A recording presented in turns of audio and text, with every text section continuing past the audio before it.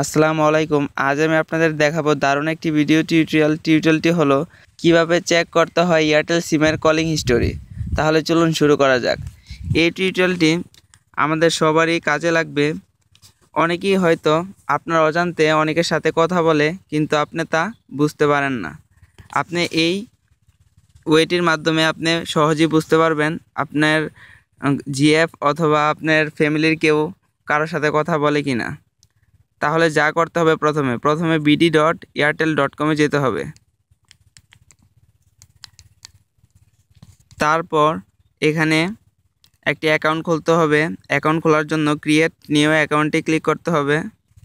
আপনি যে নাম্বারটির calling history check করতে চান এখানে সেই নাম্বারটি দিন। আমি আমার নাম্বারটি দিচ্ছি। এখানে আপনার ইমেলটি দিন।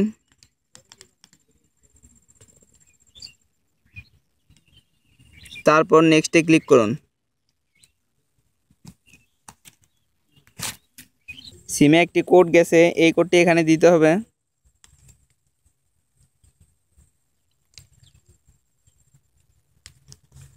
তারপর এখানে পাসওয়ার্ড দিতে হবে। পাসওয়ার্ড লেখার একটি নিয়ম আছে, যেটাই লিখবেন প্রথম অক্ষরটি বড় হাতে দিতে হবে, তারপর একটি সংখ্যা, তারপর একটি প্লাস বা মাইনাস যে কোনো একটি দিলেই হবে। @ও দিতে পারেন। আমি প্লাস দিচ্ছি। তারপর একটি ছোট অক্ষর লিখতে হবে। আবারও সেম পাসওয়ার্ডটি এখানে দিতে হবে।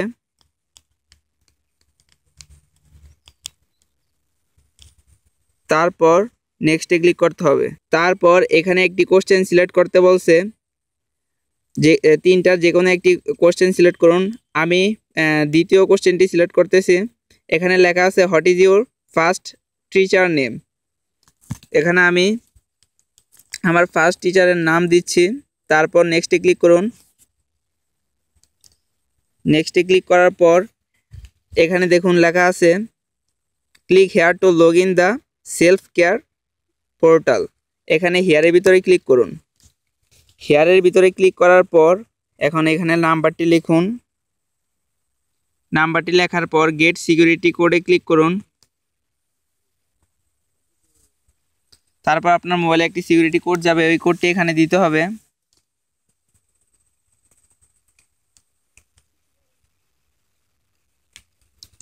তারপর কনফার্মে ক্লিক করুন। এখন এখানে মোবাইল নাম্বারটি লিখে আর আপনি যে পাসওয়ার্ডটি দিয়েছিলেন সেই পাসওয়ার্ডটি এখানে লিখুন। তারপর লগইনে ক্লিক করুন। দেখুন লগইন হয়ে গেছে। এই সিমটি রেজিস্ট্রেশন করা হয়েছে এমডি আমামুল ইসান এর আইডি কার্ড থেকে। তারপর আপনাকে যেভাবে চেক করতে হবে, প্রিপেড সার্ভিসেসে ক্লিক করুন। তারপর এখানে দেখুন লেখা আছে প্রিপেড কল হিস্টোরি, এখানে ক্লিক করুন। এখানে দেখুন লেখা আছে এয়ারটেল টু এয়ারটেল কলস। এয়ারটেল টু এয়ারটেল কলগুলো দেখতে হলে ভিউতে ক্লিক করুন। এই সিম দিয়ে এয়ারটেল টু এয়ারটেলে কোনো কল করা হয়নি। এখন এয়ারটেল টু নন এয়ারটেল কলসে ক্লিক করুন। ক্লিক করে তারপর ভিউতে ক্লিক করুন।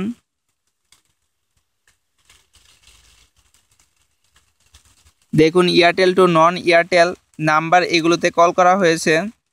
কত মিনিট, কত সেকেন্ড সব দেওয়া আছে, আর কত টাকা কাটছে তাও দেওয়া আছে। কত তারিখে এবং কতটা বাজে কথা বলা হয়েছে তাও দেওয়া আছে। আর টোটাল চার্জ মোট 114.44 পয়সা কথা বলা হয়েছে, আর 5 ঘন্টা 10 মিনিট 43 সেকেন্ড কথা বলা হয়েছে।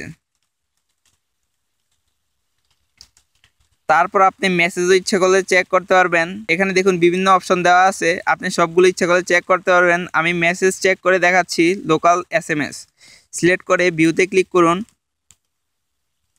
এই নাম্বার থেকে SMS করা হয়েছে এইগুলো নাম্বারে মোট 14.56 পয়সার SMS করা হয়েছে, আর মোট 52টি SMS করা হয়েছে।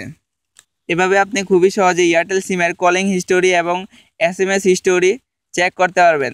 আপনি ইচ্ছে করলে এখানে বিভিন্ন অপশন দেওয়া আছে প্রিপেড রিচার্জ হিস্টোরি, আপনি ইচ্ছে করলে রিচার্জ চেক করতে পারেন এখানে ক্লিক করে।